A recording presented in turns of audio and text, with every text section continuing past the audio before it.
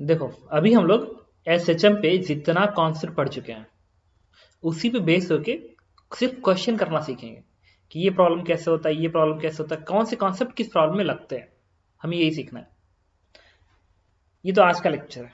इसके अलावा भी एक बात मैं रिपीट कर रहा हूँ। सपोज करो तुम्हें किसी प्रीवियस चैप्टर्स का लेक्चर देखना होता है, तो जब तुम प्लेलिस्ट में जाते हो ना, यूट्यूब के प्लेलिस्ट में जाते हो, तो उसमें क्या होता है कि तुम कोई भी वीडियो उठा के देखोगे तो थोड़ी काम चलेगा। कोई वीडियो किसी और कॉन्सेप्ट पे, कोई किसी और कॉन्सेप्ट पे, कोई लिंक है नहीं है कोई नहीं जानता, तुम्हें कैसे पता चलेगा।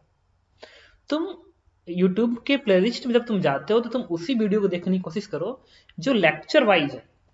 जैसे रोटेशनल मैकेनिक्स है, रोटेशन मैकेनिक्स में मुझे लग रहा है कम से कम 60 वीडियो अपलोडेड है। तो तुम किसी को देखो थोड़ी समझ में आ जाएगा, तुम्हें उसमें एक ऑर्डर में जाना पड़ेगा। उसमें कहाँ लिखा हुआ है लेक्चर वन, पहले लेक्चर वन देखा, फिर lecture to, lecture three, lecture four. जो लेक्चर वाइज लिखा हुआ है सिर्फ उसी को देखो। जो लेक्चर वाइज नहीं लिखा हुआ है उसके पीछे दो रीजन है। पहला रीजन है कि या तो क्वेश्चन बेकार है, वैसे क्वेश्चन बहुत सारे हैं जो लेक्चर में पढ़े होंगे, या तो एक्सट्रीमली डिफिकल्ट क्वेश्चन है सब, जो जेई के लेवल पे या तो उससे ऊपर है या उसी की, मतलब कुछ ज्यादा ही डिफिकल्ट क्वेश्चन है सब, जिसको नहीं भी करोगे तो फर्क नहीं पड़ता। तो और एक प्लेलिस्ट में अगर मान लो 60 वीडियो है लेकिन लेक्चर वाइज उसमें सिर्फ 50 तक हुई है, सिर्फ 50 तक देखो, बाकी मत देखो, उसकी जरूरत नहीं है। तुम 50 तक देखने के बाद मॉड्यूल अटेम्प्ट कर लो, वो हो जाएगा। 50 क्या, मुझे लग रहा है कि शुरुआत की तुम 40 भी लेक्चर देख लिए या 30 भी देख लिए तो मॉड्यूल क्वेश्चन होने लगेंगे। ये कभी ना सोचो कि पूरा पूरा एंड तक देखेंगे। अगर मैं रिकमेंड नहीं किया एंड तक देखने के लिए तो मत देखो। अगर कहा है कि सिर्फ 35 देखो, इसका मतलब तुम्हारा 35 में पूरा मॉड्यूल और जे के क्वेश्चन निकलने शुरू हो जाएंगे। तो इसका ध्यान रखना अगर किसी भी लेक्चर को तुम देखते हो तो। इससे पढ़ते हैं, इरोडो का क्वेश्चन है, देखो अच्छा क्वेश्चन है, मेंस वगैरह में नहीं आता है सब। इस ब्लॉक का मास है 2m, इसका मास m है, स्प्रिंग यहां पड़ा हुआ है। गुड। तो तुम क्या कर सकते हो, एक ब्लॉक है स्प्रिंग, एक ब्लॉक, अच्छा उस ब्लॉक को तुम हल्के से प्रेस करके हाथ हटाना, देखना ऊपर भागेगा। ऊपर वाले ब्लॉक है ना स्मॉल है, उसको अपन हाथ से प्रेस करो, हाथ हटा दो, देखो यूं ऊपर कर भागेगा। अब हो सकता है कि नीचे वाला वहीं पर है, लेकिन ऊपर वाले खूब तेज एकदम पिचका के तब हटाना। देखना जब ये भागेगा ना तो हो सकता है 2m भी इधर सरफेस छोड़ दे। स्प्रिंग है ना, कि खींच देगा तो ऊपर को, ज्यादा खींच दिया तो 2m भी ऊपर चला जाएगा। इसका मतलब है कि अगर स्मॉल एम ब्लॉक को तुम हल्का सा प्रेस करोगे, हल्का सा, तो वैसे ही मोशन करेगा। खूब तेज प्रेस कर दिए तो ये तो भागेगा, एक टाइम ऐसा है जब इसको भी लेकर भाग जाएगा। इसका मतलब कंफर्म है कि इस ब्लॉक को एक मिनिमम डिस्प्लेसमेंट दिया जा सकता है, जिस डिस्प्लेसमेंट पे ये जो 2m ब्लॉक है वो सरफेस को छोड़ देगा। तो मैं जानना चाहता हूं कि पहले से अगर इक्विलिब्रियम पे है तो फाइंड फर्दर डिस्प्लेसमेंट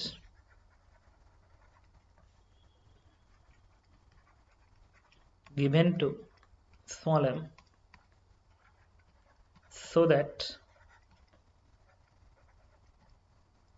2m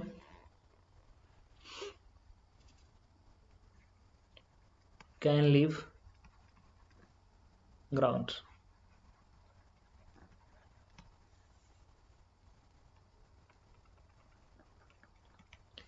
ठीक है,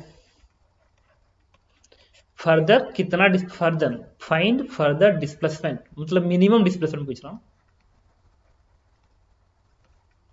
ताकि 2m ब्लॉक सरफेस छोड़ देगा। तो क्या करेंगे, सॉल्व करेंगे।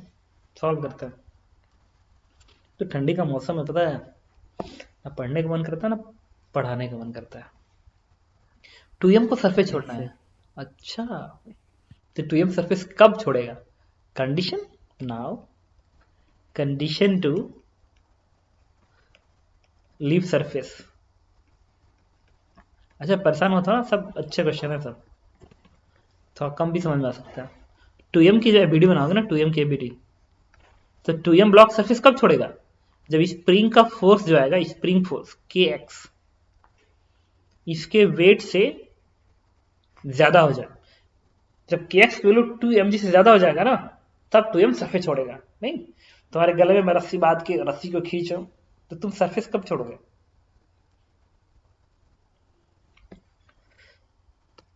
ये जो फोर्स kx है ना, जब 2mg की इक्वल हो जाएगा तो ये ब्लॉक सरफेस छोड़ेगा। This is the condition to leave surface. तो मिनिमम x निकालना है ना, डिस्प्लेसमेंट मिनिमम करना है।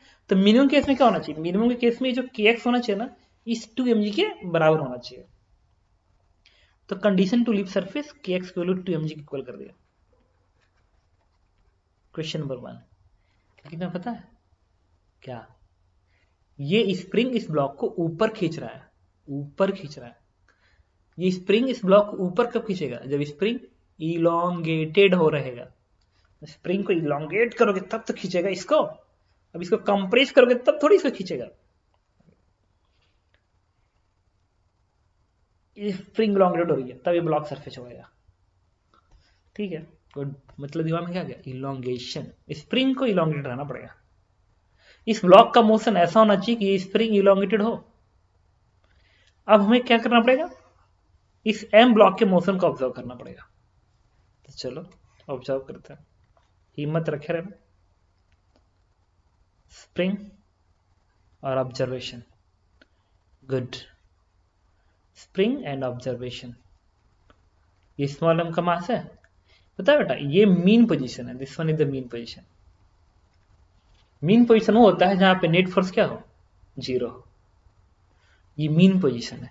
हाँ, पहले से रुका हुआ ब्लॉक। स्प्रिंग में ब्लॉक रखे हो, ब्लॉक पहले से रुका हुआ है। ब्लॉक किस पे? अपनी इक्विलिब्रियम पोजीशन पे, तभी तो रुका हुआ है।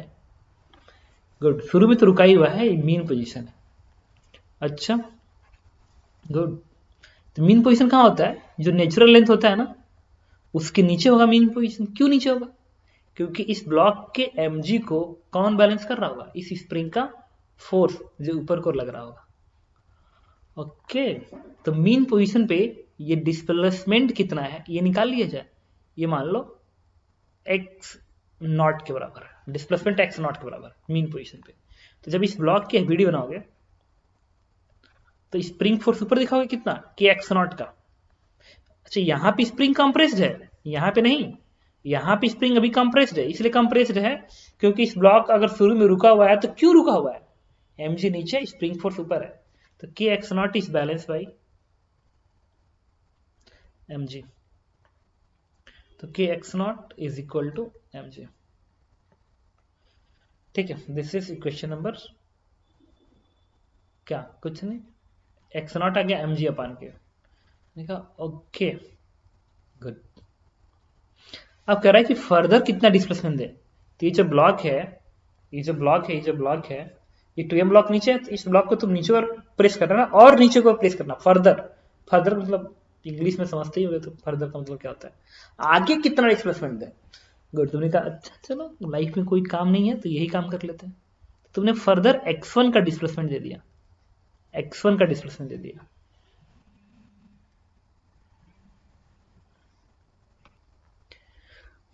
तो जब इस ब्लॉक को तुमने x1 का डिस्प्लेसमेंट दे दिया, गुड, हाथ हटाओगे। जैसे हाथ हटाओगे ब्लॉक भागना शुरू करेगा, भागना शुरू करेगा। शुरू अंडरलाइन है, भागना शुरू करेगा। इसका मतलब इस ब्लॉक की वेलोसिटी यहाँ पे क्या होगी? 0 होगी। वहां पे कंप्रेस करके हाथ हटा दिया, अब ना भागना शुरू करेगा। तो इनिशियल वेलोसिटी 0। वेलोसिटी 0 कहाँ होती है? एक्सट्रीम पोजीशन पे। अच्छा जी, एक्सट्रीम पोजीशन पे वेलोसिटी 0 होती है। गुड। अब फिर इस ब्लॉक का एसएचएम शुरू हो जाएगा, इस ब्लॉक का एसएचएम शुरू हो जाएगा। एसएचएम हो रहा है, गुड। इसमें 2 एक्सट्रीम पोजीशन होगा, एक नीचे और एक ऊपर। अच्छा, गुड। मीन पोजीशन कहाँ होता है? बीच में होता है। मतलब अगर ये मीन पोजीशन है तो अगर ये एक्सट्रीम ये है तो एक और एक्सट्रीम होगा जो कि ऊपर होगा। और इस मीन और इस एक्सट्रीम की बीच दूरी अगर x1 है तो इस मीन और इस एक्सट्रीम के बीच की दूरी भी x1 ही होगा। क्यों? यही तो एम्पलीट्यूड होता है। हाँ यार, तो ये x1 होगा। गुड। अच्छा जी, एक बात बताओ, ये जो ब्लॉक है इस नेचुरल लेंथ की जो लाइन है, ये जो लाइन है नेचुरल लेंथ की, इससे ऊपर ही जाना चाहिए। क्योंकि जब नेचुरल लेंथ से ऊपर जाएगा तब ने स्प्रिंग इलोंगेटेड होगा। ये नेचुरल लेंथ की लाइन है और ये ब्लॉक यहाँ पे था, ये वाला ब्लॉक यहाँ पे, ये वाला ब्लॉक यहाँ पे। जब ये ब्लॉक मूव करते करते जब नेचुरल लेंथ को टच करेगा, उसके बाद जब ऊपर जाएगा तब नहीं स्प्रिंग इलोंगेटेड होगा, तब जाके उस 2m को ऊपर की ओर खींचेगा। अच्छा जी, गुड। अब इस ब्लॉक का मोशन इस एक्सट्रीम और इस एक्सट्रीम के बीच में होगा, इस एक्सट्रीम के बीच ऐसे मोशन करेगा, ऑसिलेट करेगा, ऐसे ऑसिलेट करेगा। अब ये जो नीचे वाला ब्लॉक है 2m ब्लॉक, उसको छोड़ने का चांस सबसे ज्यादा कम है। जब ऊपर वाला ब्लॉक अगर ऐसे ऑसिलेट कर रहा है, ऐसे ऑसिलेट कर रहा है, तो नीचे वाले ब्लॉक को सरफेस छोड़ने का चांस सबसे ज्यादा कम है। जब ये ब्लॉक यहाँ पे होगा कि यहाँ पे होगा, तो नहीं सर यहाँ पे होगा। क्यों? जब वो यहाँ पे जाएगा तभी तो स्प्रिंग ज्यादा इलोंगेटेड होगी। जब ज्यादा इलोंगेटेड होगी खूब तेज खींचेगी ऊपर, मतलब सरफेस छोड़ने का चांस यहाँ पे है सबसे ज्यादा। इस ब्लॉक को सरफेस छोड़ने का चांस सबसे ज्यादा तब है जब ये वाला ब्लॉक कहाँ हो, यहाँ पे हो। अच्छा जी, गुड। तो ये डिस्टेंस कितना होगा? ये डिस्टेंस होगा, अगर यहां से लेके यहां तक x1 है और ये दूरी देखो x0 है, तो कोई पूछे ये दूरी कितनी होगी, कोई पूछे ये दूरी कितनी होगी, तुम कहोगे अच्छा सर ये तो x1 माइनस x0 होगा। अच्छा तुम मुझे ये बताओ, ये जो x1 माइनस x0 है वही तो ये वाला x भी है, क्योंकि 2m ब्लॉक सरफेस छोड़ रहा है उस समय x क्या है, स्प्रिंग का इलोंगेशन है। और ये x1 माइनस x0 भी तो देखो नेचुरल लाइन से एक्सट्रीम की दूरी है। जब ब्लॉक यहाँ पे होगा तो इस स्प्रिंग के इलोंगेशन क्या होगा, x1 माइनस x0 ही तो होगा। मैं कह नहीं सकता हूँ कि x1 माइनस x0 बराबर किसके होना चाहिए, दैट विल बी x। यहाँ से x आएगा कितना, 2mg/k। तो x1 तो पूछा था ना, x1 फर्दर x1, तो x1 के लिए क्या आएगी, x0 plus 2mg/k, x0 plus 2mg/k। और x0 कितना है, mg/k है, उठा कर रख दिया यहाँ पे, बोलो क्या आ गया, 3mg/k। And this one is answer. कि अगर ऊपर ब्लॉक को मैं 3mg/k दूरी नीचे को करके छोड़ दो, तो जब ऊपर को भाग रहा होगा तो मीन पे आएगा, फिर मीन के बाद नेचर जब इस एक्सट्रीम पे आएगा तो नीचे ब्लॉक आएगा, अच्छा अब मैं उठ जाऊंगा, क्योंकि अब मेरे ऊपर जो फोर्स लग रहा है वो मेरे वेट के बराबर है। और अगर तुमने इस ब्लॉक को x1 से भी थोड़ा सा और ज्यादा दूरी कर देते, तब तो तुम कल्पना करके देखो कि जब वो भागेगा तो ये जो ब्लॉक है जो इस एक्सट्रीम तक आया था वो थोड़ा सा और ऊपर चला जाएगा। जब और ऊपर गया तब तो ये भाई हवा में जाएंगे। नहीं, गुड, ठीक है। किसी को कोई डाउट है तो पूछ सकते हो। देखो क्वेश्चन में रिपीट कर दो कि एक ब्लॉक एक्सट्रीम पोजीशन और एक्सट्रीम पोजीशन बीच मीन पोजीशन एम्पलीट्यूड ए पे ऑसिलेट कर रहा है, ऐसे एंगुलर फ्रीक्वेंसी ओमेगा से ऑसिलेट कर रहा है। मेंस में खूब पूछा जाता है क्वेश्चन है, find average velocity in time interval mean position to extreme position, mean से एक्सट्रीम तक जाते वक्त एवरेज वेलोसिटी कितनी है। और सेकेंड क्वेश्चन पूछ रहा हूं, average acceleration in time interval mean position to mean position, मतलब मीन पे था फिर ऐसे गया फिर ये आ गया। ये मिनिमम ये नहीं कि ऐसे गया फिर ऐसे फिर से, इसके नहीं, मैं मिनिमम टाइम इंटरवल की बात कर रहा हूं। दोनों केस में मिनिमम टाइम इंटरवल की बात कर रहा हूं। पहला केस मीन टू एक्सट्रीम, मतलब मीन से एक्सट्रीम। दूसरा case mean to extreme and then mean, अभी तो मीन टू मीन है। सॉल्व करता हूं, देखो एवरेज वेलोसिटी ना, तो सोच एवरेज वेलोसिटी का डिफिनीशन क्या होता है। एवरेज वेलोसिटी का डिफिनीशन होता है डिस्प्लेसमेंट अपॉन टाइम। ठीक है, डिस्प्लेसमेंट अपॉन टाइम लगा दिया। हालांकि ऐसे लिखना सही नहीं है, वेक्टर लिखा ना पे स्केलर लिखना हो, ऐसे लिखना नहीं चाहिए, मैग्नीट्यूड लगाना चाहिए यहाँ पे बेसिकली, ताकि मैग्नीट्यूड इक्वेट कर रहा हूँ। डिस्प्लेसमेंट किसके बराबर होगा, मीन टू एक्सट्रीम है ना, तो मीन से एक्सट्रीम डिस्प्लेसमेंट ए है ना। और टाइम कितना लगता है यहां से यहां तक जाने टाइम, याद है तुम्हें, t/4 हो गया आंसर। ये तो आंसर है, टी की जगह पे 2π/ω, ये 4 ऊपर चला जाएगा, 2π/ω ऊपर आ जाएगा, तो आंसर क्या आ गया, 2a/π metre per second, and this one is answer. Second, average acceleration in time interval mean to mean position, average acceleration mean से मीन में जाने का। तो तो एवरेज एक्सेलरेशन का डिफिनेशन क्या होता है? Change in velocity vector upon time. Good, mean to mean जाना है। अच्छा, मीन पे है, पार्टिकल ऐसे जाएगा, फिर जब मीन पे आएगा ना तो वेलोसिटी इधर हो जाएगी ना, ऐसे देखो डायरेक्शन इधर है, फिर लौट रहा है इधर। अब मीन पोजीशन की वेलोसिटी तुम्हें पता है कितनी होती है? ए ओमेगा। मीन पोजीशन की वेलोसिटी होती है ए ओमेगा। तो चेंज इन वेलोसिटी क्या लिखोगे? Final velocity minus initial velocity. तो फाइनल वेलोसिटी वेक्टर फॉर्म में लिखेंगे तो माइनस ए ओमेगा आई क्या बनेगा, माइनस चेंज में माइनस आएगा ना, इनिशियल वेलोसिटी ए ओमेगा है तो ए ओमेगा जे क्या लिख लिया अपॉन टाइम। अच्छा, मीन से मीन तक आने का टाइम क्या होता है? टी बाई टू रख दो। तो यहां से वैल्यू क्या होगी? ये माइनस ए ओमेगा, ये minus A omega, it is minus two A omega upon T, और टू का टर्म ऊपर तो बन जाएगा 4 इंटू आई कैप। ये आई कैप है, ध्यान रखना, जे कैप आई कैप है। अब देखो मैग्नीट्यूड की पूछे कितना होगा, तो आ गया magnitude, this one is 4a upon T की जगह पे 2 पाई बाई ओमेगा, तो बनेगा ओमेगा का स्क्वायर, तो वैल्यू हो जाएगी 2a omega square upon pi, and this one is answer. ठीक, किसी को कोई डाउट हो तो बताओ। एक और क्वेश्चन कर रहा है, मैथ पैटर्न पे बेस्ड है। कह रहा है कि एक पार्टिकल है जिसकी पोटेंशियल एनर्जी, एक पार्टिकल की जो पोटेंशियल एनर्जी है वो गवर्न कर रहा है इस फॉर्मूले को, यू नॉट कॉस के एक्स को गवर्न कर रहा है। दिख रहा, a particle of mass m, particle of mass m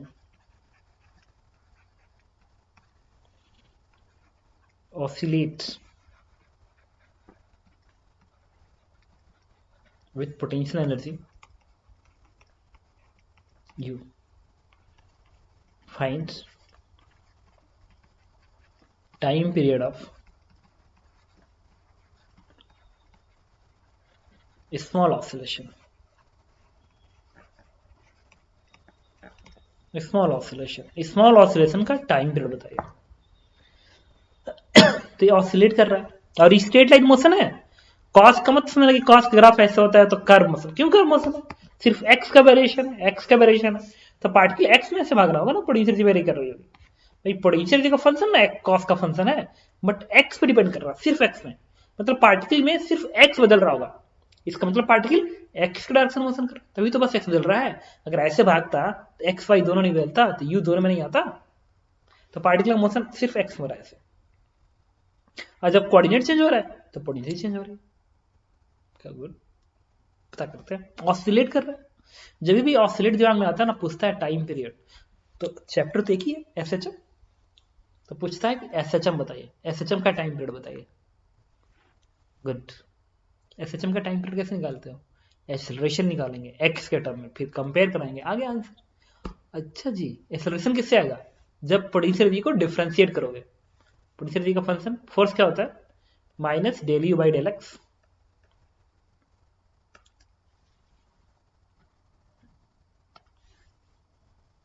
minus del u by del x force का फंक्शन, कर दो डिफरेंशिएट, माइनस इसको डिफरेंशिएट करेंगे एक्स के रिस्पेक्ट में, तो बनेगा यू नॉट। अब कॉस का क्या बनेगा? माइनस साइन के एक्स, और जो एक्स का कोफिशिएंट है के, वो भी डिफरेंशिएट होकर बाहर आएगा ना। कहते हो ना कि कॉस डिफरेंस फिर अंदर वाले का डिफरेंशिएशन करके मल्टीप्लाई कर देते हैं, तो मल्टीप्लाई करोगे तो के मल्टीप्लाई हो जाएगा।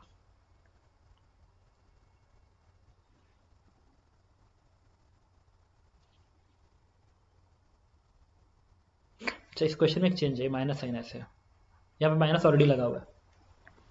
अब ठीक है, अब ये वैल्यू बनेगी इतना, तो एक माइनस साइन ये ऑलरेडी पड़ा हुआ है, तो इसको प्लस बना देगा। देखो ये माइनस इस माइनस को मिलकर प्लस बना देगा, और ये जब ये डिफरेंशिएट होगा सिर्फ कॉस वाला, तो माइनस आ ही जाएगा साइन की वजह से। अब यहां से फोर्स का फंक्शन बन गया माइनस यू नॉट के साइन के एक्स बन गया। तो एक्सेलरेशन क्या बनेगा? जब इसी को तुम किसी डिवाइड करोगे, मास से डिवाइड करोगे, बन गया साइन के एक्स। लेकिन क्वेश्चन पता क्या दिया हुआ है कि वेरी स्मॉल, ये स्मॉल ऑसिलेशन का मतलब होता है ना कि जो एक्स है बहुत ही स्मॉल हो, तो अगर मैं कहूं कि साइन थीटा में थीटा बहुत ही स्मॉल है, तो इस साइन थीटा को रफली लिखा जाता है थीटा, टेन थीटा को लिखा जाता है थीटा। कब? ये तब लगता है when theta is very very small, when theta is very very small. अलग से ध्यान रखना कि कहीं भी अगर ऐसा लिखा है कि थीटा बहुत ही स्मॉल है, तो साइन थीटा को थीटा लिखते हैं, टेन थीटा को थीटा लिखते हैं। वही अगर मैं करूं कि स्मॉल ऑसिलेशन है, एक्स बहुत स्मॉल है, तो साइन के एक्स के एक्स बन जाएगा। तो बोलो क्या आ गई? Minus approximate minus u naught k square upon m into x बन गया। ये के स्क्वायर बना देगा इसको। गुड। अच्छा अब देखो, ये जब बन गया ना इतना इंटू एक्स, एक्स का लीनियर फंक्शन बन गया। एक्स का लीनियर फंक्शन तो तभी से खोज रहे थे, क्योंकि ए बराबर क्या होता है? Minus omega square x. देखो माइनस आ गया ना, इसलिए मैं माइनस यहाँ पे यूज कर लिया था, क्योंकि माइनस तो प्लस आता, प्लस आता तो फिर सच में नहीं था। अब कंपेयर करो तो ओमेगा कितना आ गया? Under root you naught k square upon M, और एक बार ओमेगा मिल गया तब टाइम पीरियड क्या होगा? 2 pi by omega, and this is answer. ठीक है, कोई डाउट हो तो बताओ, बता दो, कोई भी डाउट हो बताओ। एकदम इसको समझ लेना, ये सब क्वेश्चन खूब आएंगे मेंस में तो फ्रीक्वेंटली। फाइंड एवरेज एनर्जी इन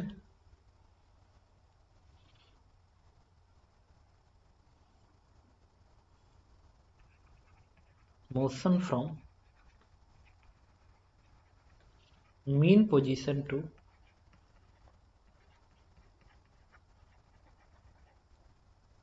एवरेज एनर्जी। क्यों एवरेज? कैंडी एवरेज एनर्जी, एनर्जी तो हमेशा कांस्टेंट होता है, मतलब नहीं। ये average kinetic energy in SHL ऐसे लिखते हैं।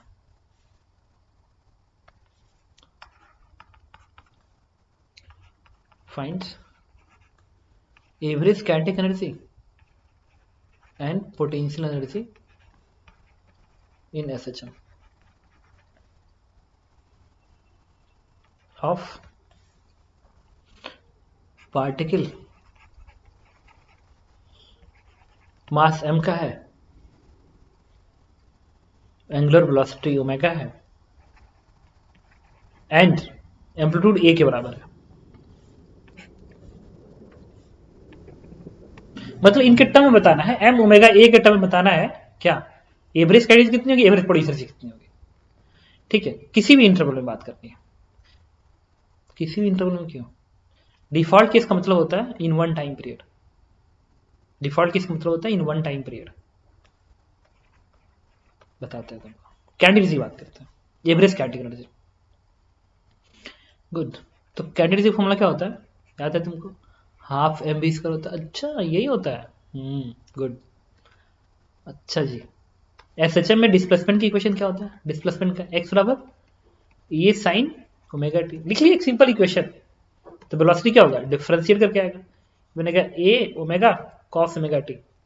साइन का कॉस बनेगा और अंदर वाले का डिफरेंशियल मल्टीप्लाई होगा, तो ये ओमेगा बी उठा के यहाँ रख दो। तो कैंडिडेट वैल्यू कितनी हो गई? Half m v square, it is a square omega square into cos square omega t बन गया। अब एवरेज क्या निकालना है, तो एवरेज साइन इस पर लगा दो, लगा दो एवरेज साइन, लगा दो।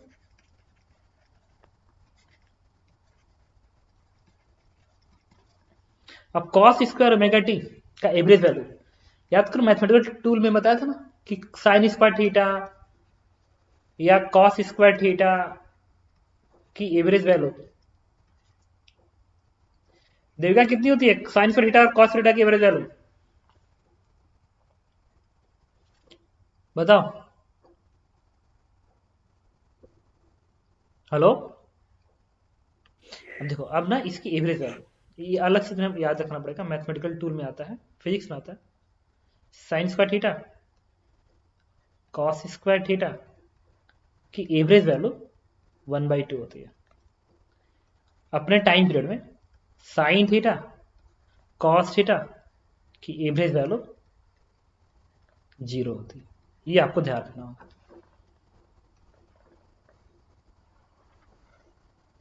इसको ध्यान रखोगे। Sine square theta cos square theta की average value 1/2, sine theta cos theta का 0 होती है। ये भी वैसे ही है, देखो कॉस स्क्वायर आ गया ना, तो इसकी एवरेज वैल्यू अपने टाइम पीरियड में कितना आएगा, इससे कंपेयर होगा तो 1/2, तो ये 1/2 आएगा। तो वैल्यू क्या आ गया 1/4 m a square omega square, and this one is answer.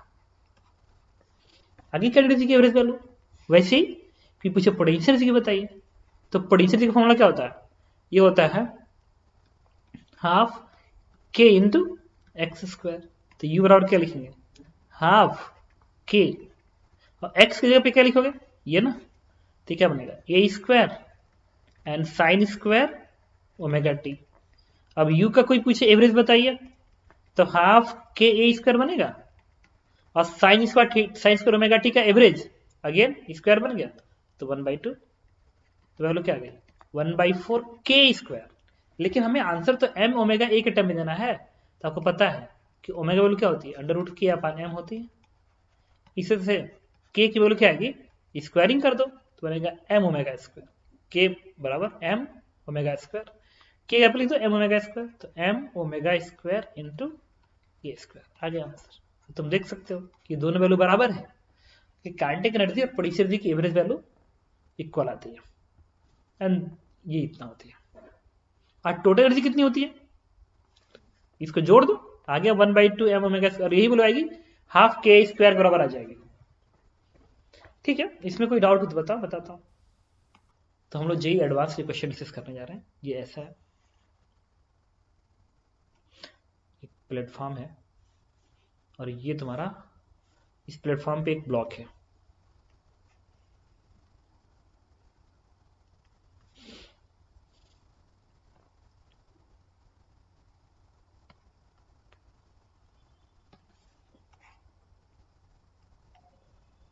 ये ब्लॉक है, और यहां पे तुम्हारा क्या है, हाथ है।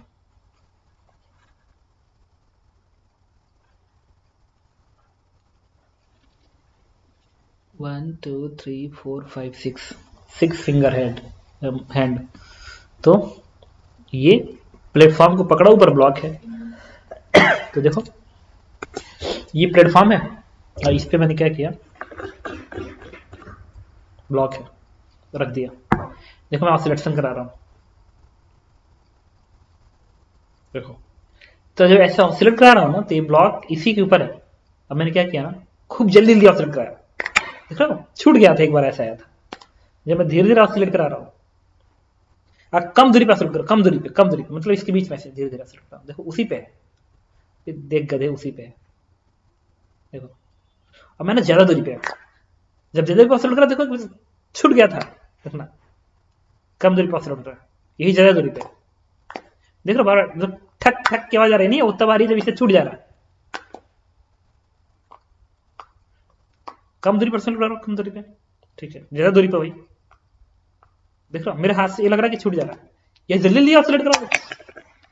अरे आप देख नहीं सकते ना ऐसे, तुम समझ जाओगे छूट जाएगा। चलो, तो पूछता है कि अगर एंगुलर फ्रीक्वेंसी ओमेगा है और ये पार्टिकल जो है वो ऑसिलेट कर रहा है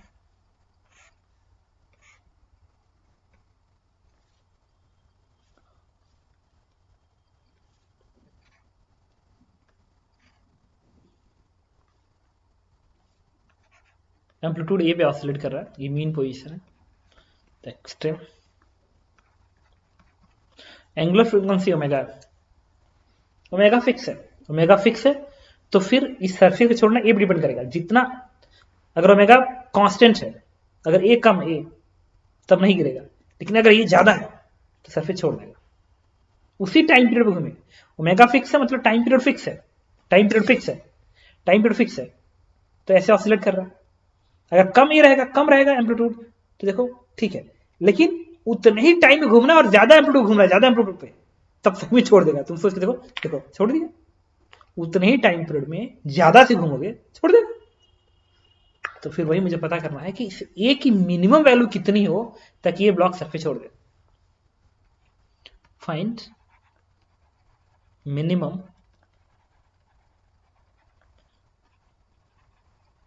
value of a so that block leave platform may leave platform.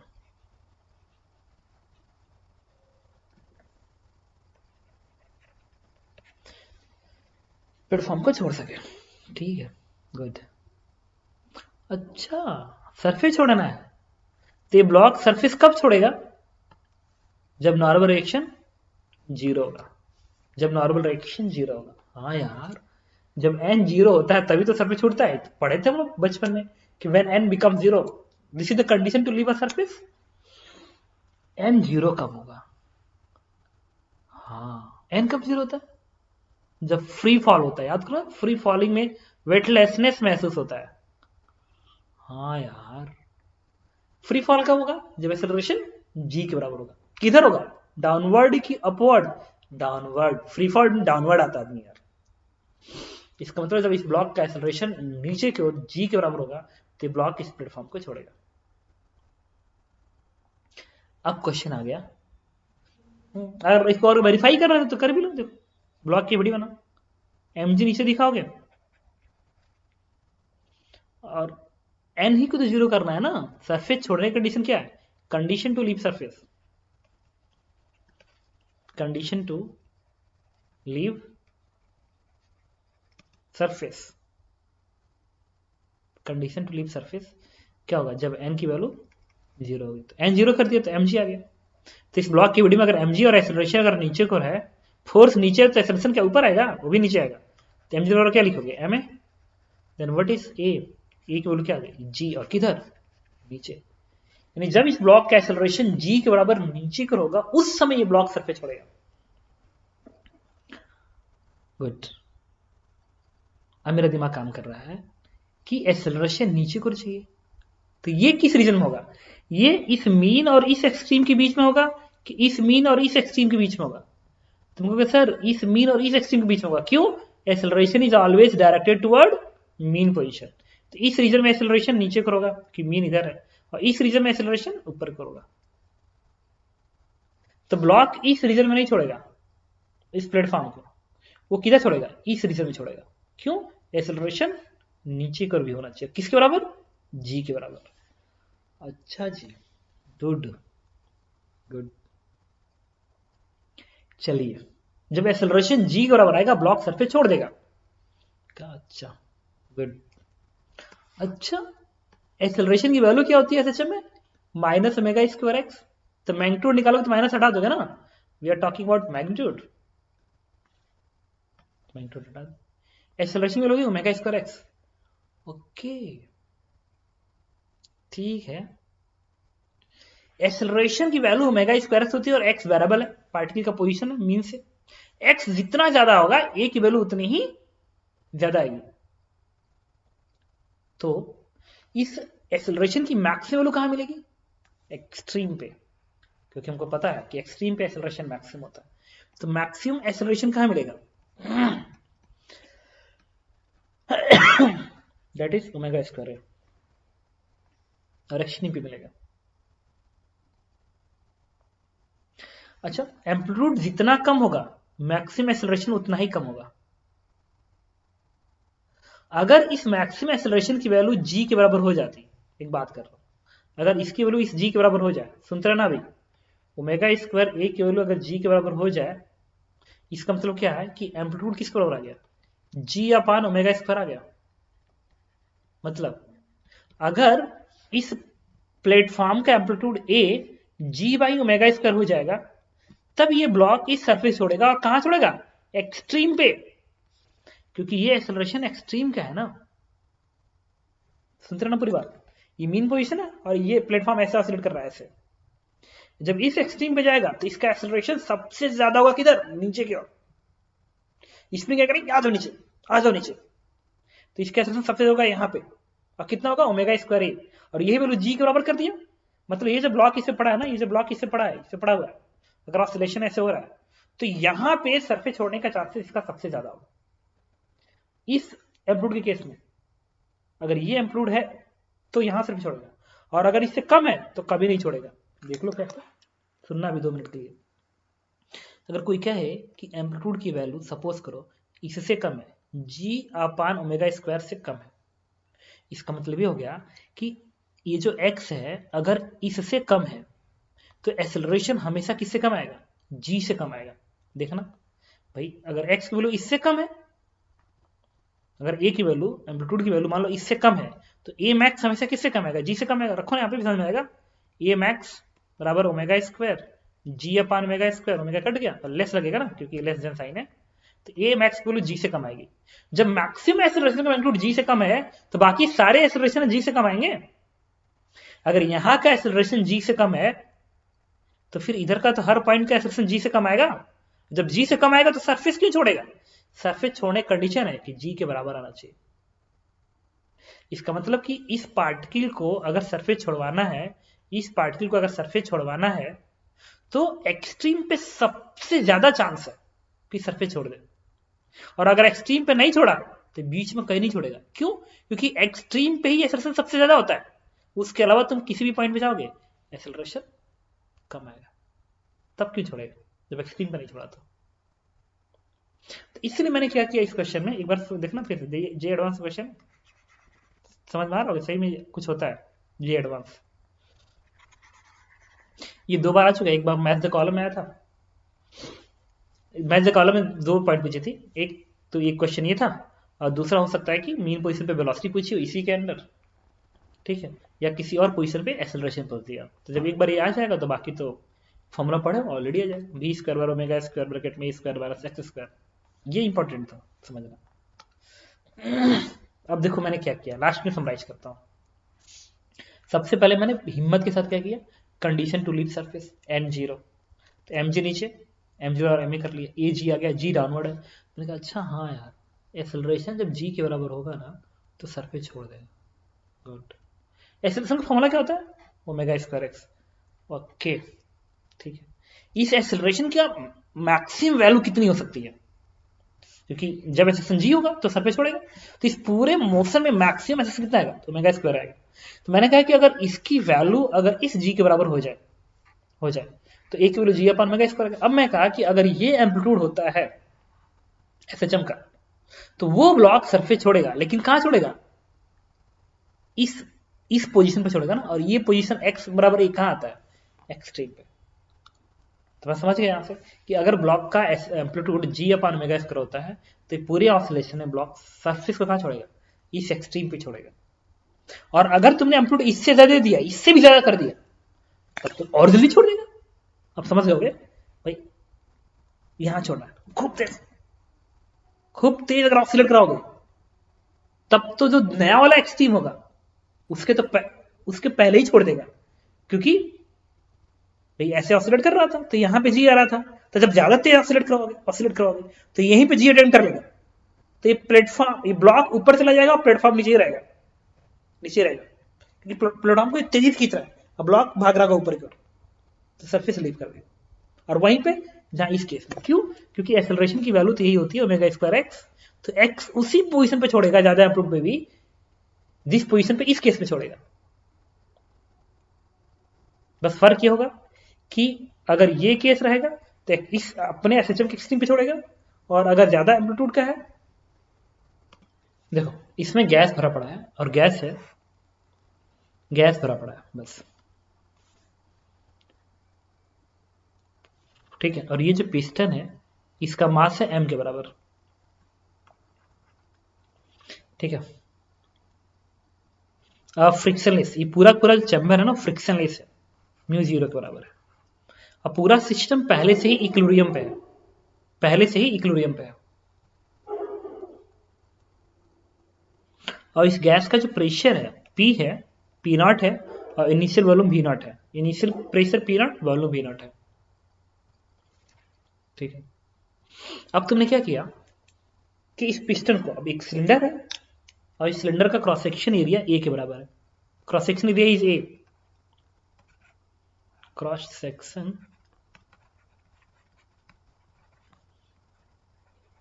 Area A के बराबर है। तो जो सिलेंडर है इसका क्रॉस सेक्शन एरिया A के बराबर है और इसमें गैस भरा पड़ा है जिसका प्रेशर P0, वॉल्यूम V0 है। अब पूरा चैम्बर फ्रिक्शनलेस है। अब तुमने क्या किया कि जो पिस्टन है उसका मास m के बराबर है। अब तुमने इसको प्रेस किया, हल्का सा प्रेस के छोड़ दो, तुम पाओगे ना ऑसिलेशन शुरू हो जाएगा। तो कुछ कह रहा हूं कि if process is isothermal then find time period t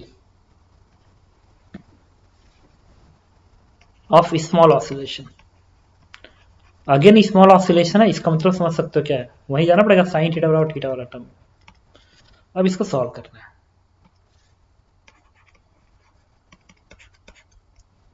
ठीक, कुछ नहीं, वही काम जो जिंदगी भर करते हैं। अभी इक्विलिब्रियम पे है, तुम प्रेस करोगे, अच्छा जी गुड, प्रेस करेंगे तो क्या आएगा, इसको जब एक्स डिस्टेंस तुम प्रेस करोगे तो गैस का प्रेशर थोड़ा सा बढ़ेगा, जो एक्स्ट्रा प्रेशर बढ़ेगा वही तो इस पिस्टन के ऊपर को धक्का देगा। तो इस पिस्टन की एबीडी अगर मैं बनाऊं तो ऊपर को जो मैं फोर्स दिखाऊंगा, फोर्स वो कितना होगा, एक्स्ट्रा प्रेशर का जो चेंज है multiply by area, pressure into area होता है, और डिस्प्लेसमेंट तुमने नीचे कर दी है, देखो एक्स नीचे दिया, और इस पिस्टन का मास है। तुम समझ सकते हो क्या कर रहा हूँ, पिस्टन पहले से इक्विलिब्रियम पे था, तुमने प्रेस किया, हाथ हटा दिया, तो जो एक्स्ट्रा फोर्स आया है वही तो इसको डिस्प्लेसमेंट ऊपर को भगाएगा, मोशन ऑसिलेट कराएगा, तो वही तो एक्स्ट्रा फोर्स इसको एक्सेलरेशन देगा। तो एक्सेलरेशन अगर निकालना है तो फोर्स निकालना पड़ेगा। फोर्स क्या होगा, एक्स्ट्रा प्रेशर इनटू एरिया। अब एक्स्ट्रा प्रेशर निकालना पड़ेगा, डेल्टा पी कितना है, तो मान लो फाइनल प्रेशर क्या है P1 and final volume V1 हो गया, तो आइसोथर्मल है तो P1 V1 और P2 V2, ये बचपन में सीखा होगा जरूर, P1 V1 और P2 V2 लगा दिया, तो P1 V1 और P0 V0। ओके जी, तो P1 V1 किस बराबर होगा, अच्छा हाँ यार V1 किस बराबर होगा, इनिशियल वॉल्यूम V0 है और उसमें से कितना वॉल्यूम घटा दूं, A इंटू एक्स घटा सकता हूं। समझ सकते हो मैंने क्या किया है, अगर x डिस्टेंस तुम नीचे लेके आओगे तो कितना वॉल्यूम तुम नीचे को ट्रेस कर गए, कितना नीचे को ट्रेस कर दिए, कितना कंप्रेस कर दिया एक्स्ट्रा वॉल्यूम, तो एरिया में किससे मल्टीप्लाई कर दो, x से मल्टीप्लाई कर दो, तभी तो आएगा एक्स्ट्रा वॉल्यूम नीचे को प्रेस्ड। तो कितना वॉल्यूम बच गया, तो टोटल V0 था, उसमें से एक्स्ट्रा घटा दो, तो V0 माइनस एक्स। अब लगा दिया बेटा जी, ये यहां से P1 की वैल्यू आएगी, this is P0 V0 divide by V0 minus x. Okay ठीक है, अब ये जो आएगा डेल्टा P इंटू यही तो फोर्स है, डेल्टा P क्या होगा, final pressure minus initial pressure, good. तो P1 रखो, अब P0 घटाओगे, यहां से P0 घटाओगे ना तो P0 बाहर आ जाएगा, ये भी बाहर आएगा, और यहां से बनेगा V0 अपान ये V0 माइनस एक्स माइनस 1, क्या से क्या P0 ए, और ये माइनस V0 इसको कट कर देगा, और माइनस इस माइनस को प्लस करेगा, तो बनेगा क्या, ए स्क्वायर एक्स अपान V0 माइनस एक्स बनेगा, गुड। बट क्वेश्चन कहा था स्मॉल ऑसिलेशन, स्मॉल ऑसिलेशन का मतलब है कि एक्स बहुत ही कम होगा कंपेयर टू पूरा वॉल्यूम। तो अगर ये एक्स बहुत कम है, अगर ये एक्स बहुत कम है कंपेयर टू V0, तो क्या तुम V0 एक्स को नेग्लेक्ट कर सकते हो V0 के टर्म में, हाँ, जब एक्स बहुत कम है V0 के रिस्पेक्ट में। जैसे सपोज करो तुम्हारे पापा ने तुम्हें 1,000 रुपया दिया, बगल मम्मी बैठी थी तो उन्होंने तुमको 1 रुपया दिया, तो क्या कहोगे, नेग्लेक्ट कर दिया तुम 1 रुपये को, ठीक है, जिंदगी है। तो तुम क्या करोगे, एक्स को V0 टर्म में नेग्लेक्ट कर दोगे, क्योंकि एक्स बहुत कम है, तो इक्वेशन क्या बनेगा, P0 a square upon V0 into x बनेगा, ठीक है, कोई बात नहीं। फोर्स है, फोर्स और क्या होता है, mass into acceleration, mass into acceleration. ज्यादा भावुक होने की जरूरत नहीं है, समझ रहे हो, कि कोई बात नहीं, मम्मी है तो 1 रुपया भी देगी तो महत्व रखता है। ठीक है, मैं कहाँ कह रहा हूँ, तो माइनस क्यों लगाया, क्योंकि फोर्स ऊपर है, डिस्प्लेसमेंट तुमने नीचे दिया है। तो यहां से एक्सेलरेशन कितना आएगा बताओ, यहां से एक्सेलरेशन की वैल्यू आएगी minus p naught a square upon v naught into m into x. ठीक है, अब देखो एक्सेलरेशन एक्स का लीनियर फंक्शन बन गया। हाँ, तो minus omega square x compare कर दे, तो ओमेगा कितना आ गया, under root of p naught a square upon v naught into m, and this is answer. अच्छा, बहुत बार ऐसा होगा ना एग्जाम में तुम्हारे सामने, इसे देखो ये फोर्स इतना आया है, अब बच्चे ना फोर्स इतना अचानक से एम इंटू ए कर देंगे और ए बराबर लिख देंगे, इतना माइनस नहीं रहेगा। तो मत घबराना, जब तुम्हारा दिमाग कह रहा है कि ऑसिलेट करेगा, हो तो हम इंसानियत है, गलती नहीं हो सकती है, अपने मन से मान लेना माइनस मान लेना, कंपेयर कर देना, और नहीं तो यहाँ का माइनस उड़ा देना, तुम्हें भरोसा रखते हो उड़ाने में, तो माइनस उड़ा के कंपेयर कर देना, आंसर आ गया। ठीक है, एक और चीज यार,